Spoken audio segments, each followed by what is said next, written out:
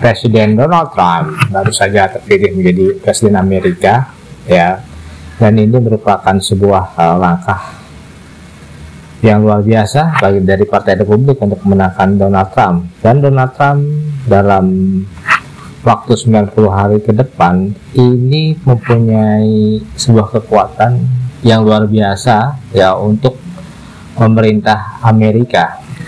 Bahkan Presiden Amerika Serikat ini telah menandatangani perintah eksekutif yang membekukan semua bantuan pembangunan luar negeri Amerika Serikat selama 90 hari sambil menunggu peninjauan. Dan ini merupakan hal yang sangat luar biasa.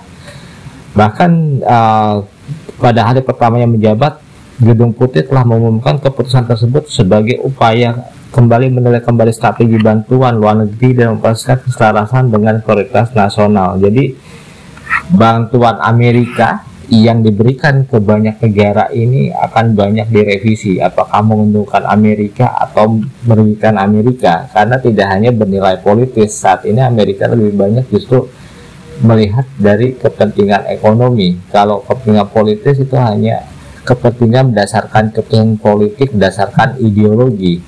Tetapi zaman sekarang ideologi itu tidak laku, karena negara-negara yang mengandalkan kekuatan ideologi banyak yang tidak bisa bertahan dalam persaingan antar bangsa, karena ekonomi sekarang adalah menjadi kekuatan utama. Jadi kekuatan ekonomi lah yang akan menentukan sukses atau tidaknya sebuah negara. Jadi alokasi bantuan luar negeri Amerika saat ini yang tidak sejalan dalam banyak kasus dan juga bertentangan nilai-nilai Amerika, ya, itu justru akan banyak direvisi kembali. Dan juga Amerika lebih banyak melihat keuntungan jangka panjang. Jadi ini perintah eksekutif ini juga mengarahkan lembaga-lembaga federal untuk melakukan peninjauan menyeluruh yang diawasi oleh kantor manajemen dan anggaran. Sekretaris Negara Marco Rubio yang dapat mengesankan periode 90 hari untuk program-program tertentu juga mengatakan bahwa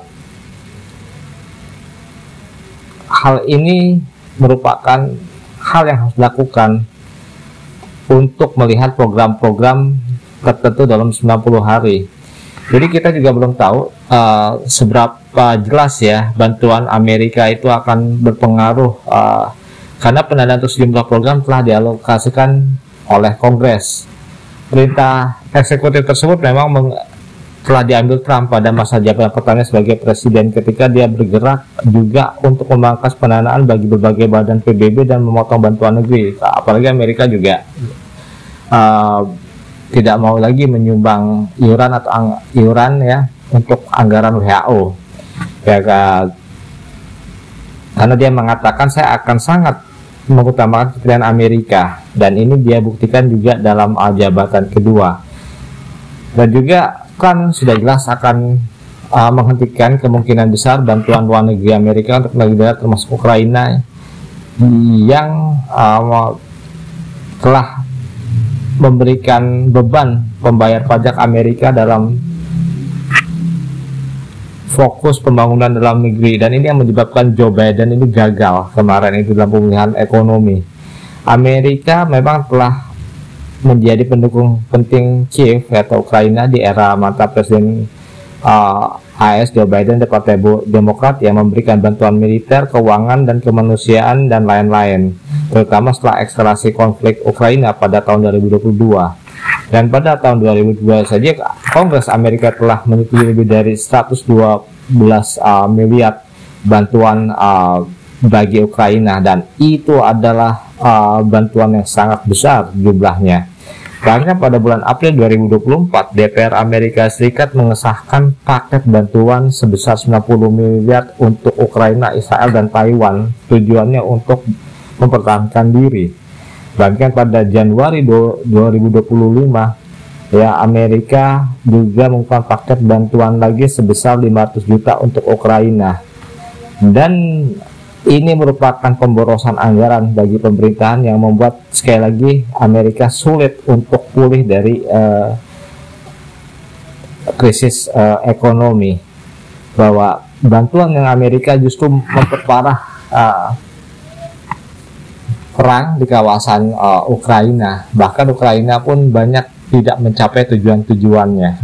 Ya, ini adalah salah satu topik yang hangat yang kita perkirakan dalam 90 hari atau 100 hari mendatang ketika Trump memerintah, khususnya dalam kebijakan luar negeri. Saya Septian Darto dari Global Strategis mengucapkan terima kasih.